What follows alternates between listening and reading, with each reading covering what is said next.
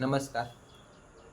Learning four tomorrow YouTube ચેનલમાં આજના નવા વિડીયોમાં આપ સર્વેનું હું સંજય બારિયા હાર્દિક સ્વાગત કરું છું. આજના વિડીયોમાં આપણે જેવી રીતે પાછલા વિડીયોમાં આપણે નિયમ નંબર 5 જેને સીડીના નિયમ એટલે કે વિધિવાચક દ્વિધાનુમાનને લગતા નિયમ તરીકે અભ્યાસ કર્યો હતો. હવે પછીના નિયમમાં એટલે કે આજના નવા લેક્ચરમાં આપણે જે નિયમનો અભ્યાસ કરવાના છે તેનું નામ છે સરલીકરણનો નિયમ, જેને આપણે ટૂંકમાં સિમ્પના નિયમ તરીકે ઓળખીએ છીએ. આ નિયમની થોડી માહિતી આપી દઉં કે આ નિયમની અંદર બે વિધાનો આપેલા હોય છે અને તેના સમુચ્ચયના કારકથી જોડવામાં આવે છે.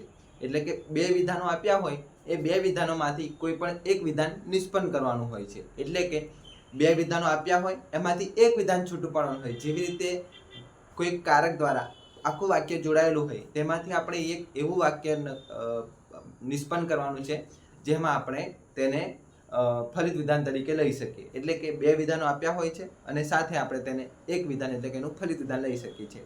સૌથી પહેલાં આપણે સિમ્પના નિયમ વિશે તેની દલીલ જોઈશું અને દલીલને આધારે તેનું રૂપ જોઈશું અને રૂપ જોયા બાદ તેનું સત્યતા કોષ્ટક અને સત્યતા કોષ્ટક પૂર્ણ કર્યા બાદ તેનું સત્યતા મૂલ્ય મતલબ કે જે નિયમ આપ્યો છે એ નિયમનું પ્રામાણિક છે કે અપ્રામાણિક છે તે જોવાનો પ્રયત્ન કરીશું. સૌથી પહેલા આપણે દલીલ જોઈએ.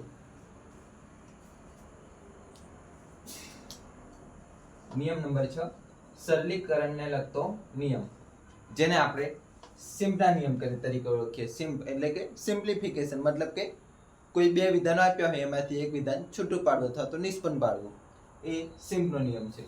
અહીંયા મેં દલીલ આપી છે, રમેશ હોશિયાર છે અને કુંજન ચતુર છે. અને શબ્દ તમને ખ્યાલ છે એવી રીતે અને એટલે કે સમુચ્ચયના કારક માટે અને શબ્દનો પ્રયોગ થાય છે.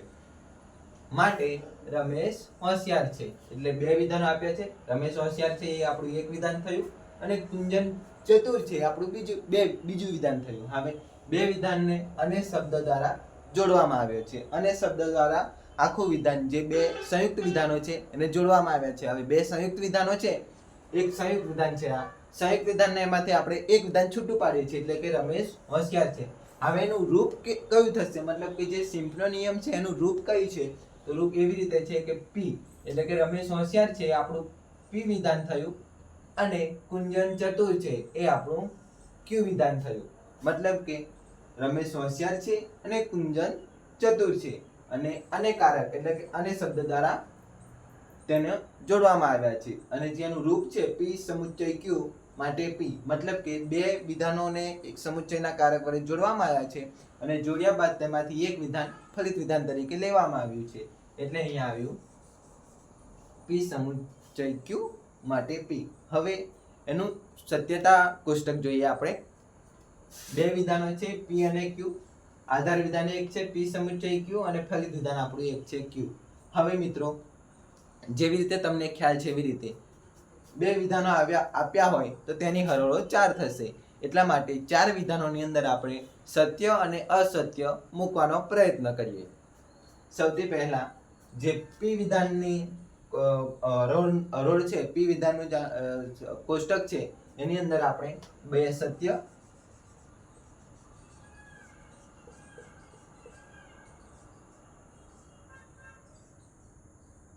બે અસત્ય.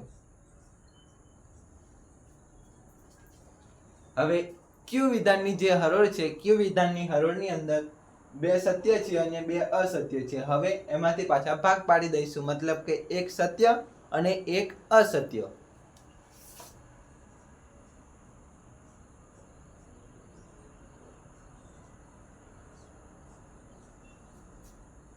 હવે પી સમુચ્ચય ક્યુ કારક કયું લાગે છે?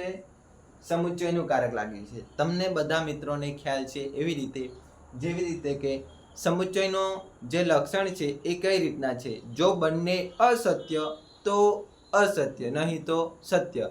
મતલબ કે બે વિધાનો છે અહીંયા પી અને ક્યુ. આ પી અને ક્યુ બંને વિધાનો અસત્ય હોય તો અસત્ય, નહીં તો સત્ય. મતલબ કે પી વિધાન પણ આપણું એફ જોઈએ અને ક્યુ વિધાન પણ આપણું એફ જોઈએ. મતલબ કે પી વિધાનની હરોળમાં એફ જોઈએ અને ક્યુ વિધાનની હરોળમાં પણ એફ જોઈએ. તો જ અહીંયા જે પી સમુચ્ચય ક્યુ નો જે આધાર સ્તંભ છે એની અંદર એફ આવે. નહીં તો ટી આવે. મતલબ કે અહીંયા બંને ટી છે તો ટી આવશે, ટી એફ છે તો પણ ટી આવશે, એફ ટી છે તો પણ ટી આવશે. નિયમ આપણો શું કહે છે? જો બંને વિધાનો અસત્ય તો જ અસત્ય, નહીં તો સત્ય. મતલબ કે બંને વિધાનો અસત્ય છે માટે અસત્ય. હવે પી વિધાન તમને ખ્યાલ છે એવી રીતે પી વિધાનની આગળ કે પાછળ કોઈ પણ કારક લાગ્યું નથી માટે જે પી નો આધાર સ્તંભ છે એ જ આધાર સ્તંભ બેઠો ને બેઠો ફલિત વિધાનની અંદર લખવાનો છે.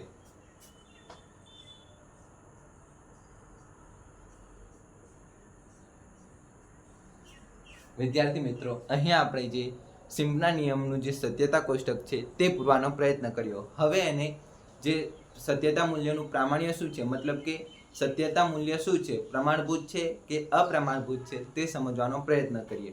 મિત્રો, તમને ખ્યાલ છે એવી રીતે જો દલીલનું પ્રામાણ્ય નક્કી કરવું હોય તો આપણે સત્યતા કોષ્ટકની એવી હરોળને જોવાની છે જે હરોળની અંદર તેના બંને આધાર વિધાનો સત્ય હોય અને તેનું ફલિત વિધાન પણ સત્ય હોય. એવી હરોળ જો સત્ય કોષ્ટકમાં જોવા મળે તો તે દલીલ અથવા તો તે રૂપ પ્રમાણભૂત કહેવાય, નહીં તો અપ્રમાણભૂત કહેવાય. અહીંયા તમને ખ્યાલ છે તેવી રીતે હરોળ નંબર 4 જેમાં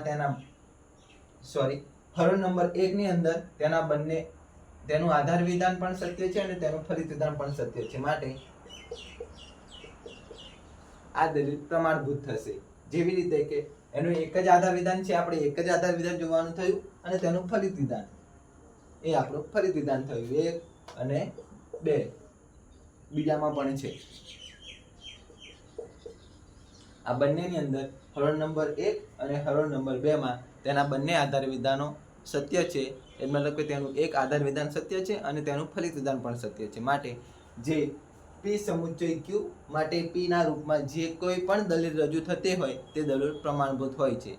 હવે મિત્રો, આપણે જે કોંજના નિયમ વિશે છે, નિયમ નંબર 7 તેના વિશે અભ્યાસ કરીશું જે હવે પછીની સ્ક્રિપ્ટમાં તમને જોવા મળશે. આજે આપણે સમુચ્ચયના નિયમ વિશે અભ્યાસ કરવાના છે જેને આપણે ટૂંકમાં કંજક્શન મતલબ કે જોડાણ કરવું જેને આપણે કોંજના નિયમ તરીકે ઓળખીએ છીએ. સૌથી પહેલા આપણે કોંજના નિયમની દલીલ જોઈશું. દલીલ જોયા બાદ તેના રૂપ અને રૂપને જોયા બાદ તેનું જે પ્રામાણ્ય છે સત્યતા કોષ્ટક રજૂ કરીને તેનું પ્રામાણ્ય ચકાસીશું. સૌથી પહેલા આપણે દલીલ જોઈએ.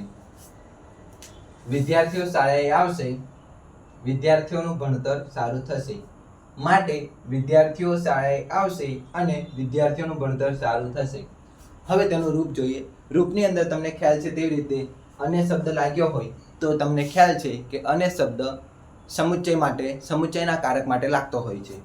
અહીંયા આપણે પી ક્યુ પી સમુચ્ચય ક્યુ વિદ્યાર્થીઓ શાળાએ આવશે આ વિધાન છે એ આપણું પી વિધાન છે.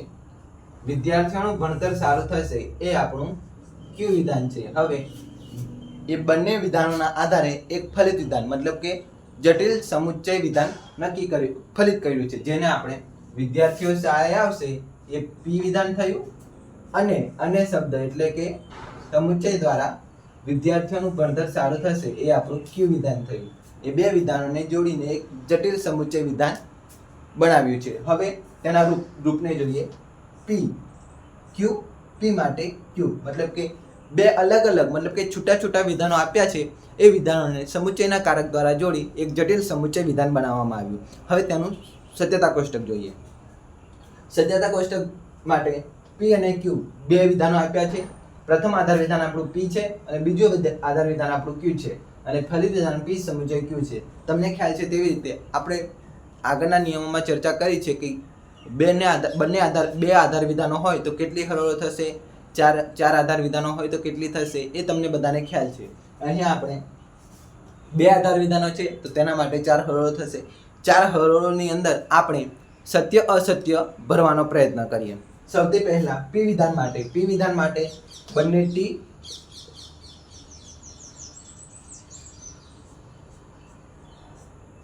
બંને એફ. હવે ક્યુ વિધાન માટે ટી એફ ટી એફ. હવે પ્રથમ આધાર વિધાન જે આપણું પી વિધાન છે એને ભરવાનો પ્રયત્ન કરીએ. તમને ખ્યાલ છે કે પી વિધાનની આગળ કે પાછળ કોઈ પણ કારક લાગેલું નથી માટે જે પી વિધાનનો સ્તંભ છે તે કોઈ પણ સુધારો કર્યા વગર, મતલબ કે તેમાં કોઈ પણ પ્રકારનો ફેરફાર કર્યા વગર બેઠો ને બેઠો પી વિધાનના હરોળમાં મૂકવાનો છે. મતલબ કે ટી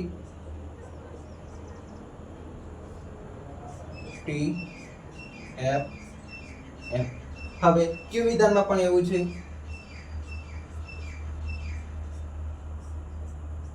હવે પી સમુચ્ચય ક્યુ, સમુચ્ચયનું કારક લાગ્યું છે એટલે આપણે સમુચ્ચયનું જે લક્ષણ છે, મતલબ કે એનો નિયમ છે તેને લગાવવાનો છે. પી અને ક્યુ બંને વિધાનો જોવાના છે, પી અને ક્યુ, અને તેના આધારે આપણે કારક લગાવવાનો છે. પી અને ક્યુ બંને વિધાનો જોઈએ તો પી અને ક્યુ તેના બંને આધાર વિધાનો તો સત્ય છે, માટે તે સત્ય. ટીએફ હોય તો ટી, એફટી હોય તો પણ ટી, એફએફ હોય તો એફ. મતલબ કે જે સમુચ્ચયનો નિયમ છે એ આપણને એવી રીતે કહે છે કે જો બંને વિધાનો અસત્ય તો અસત્ય, મતલબ કે બંને એફ હોય તો એફ, નહીં તો ટી. એટલે અહીંયા બંને એફ છે માટે એફ, એક એફ અને ટી છે તો ટી, ડબલ ટી હોય તો પણ ટી. હવે વિદ્યાર્થી મિત્રો, આપણે તેનું સત્યતા મૂલ્ય જોવાનો પ્રયત્ન કરીએ કે જે આ રૂપ આપ્યું છે કોંજના નિયમનું, એ રૂપ પ્રમાણભૂત છે કે અપ્રમાણભૂત છે એ સમજવાનો પ્રયત્ન કરીએ. તમને બધાને ખ્યાલ છે તેવી રીતે જો જે દલીલનું સત્યતા કોષ્ટક આપણે ભર્યું હોય એ ભરેલા સત્યતા કોષ્ટકની અંદર જો તેના કોઈ પણ એક એવી હરોળ જોવા મળે આપણને કે જેના બંને આધાર વિધાનો સત્ય હોય અને તેનું ફલિત વિધાન પણ સત્ય હોય, જો એવી કોઈ હરોળ સત્યતા કોષ્ટકની અંદર જોવા મળે તો તે દલીલ અથવા રૂપ પ્રમાણભૂત કહેવાય. અહીંયા તમને ખ્યાલ છે તેવી રીતે પ્રથમ નંબરની હરોળમાં તેના બંને આધાર વિધાનો સત્ય છે અને તેનું ફલિત વિધાન પણ સત્ય છે, માટે પી અને પી પી પી પી પી ક્યુ માટે પી સમુચ્ચય ક્યુ એ રૂપમાં રજૂ થયેલી કોઈ પણ દલીલ પ્રમાણભૂત હોય છે. વિદ્યાર્થી મિત્રો, તમારા મિત્ર મંડળમાં ચેનલને શેર કરો, લાઈક કરો અને સબસ્ક્રાઈબ કરો. Thank you.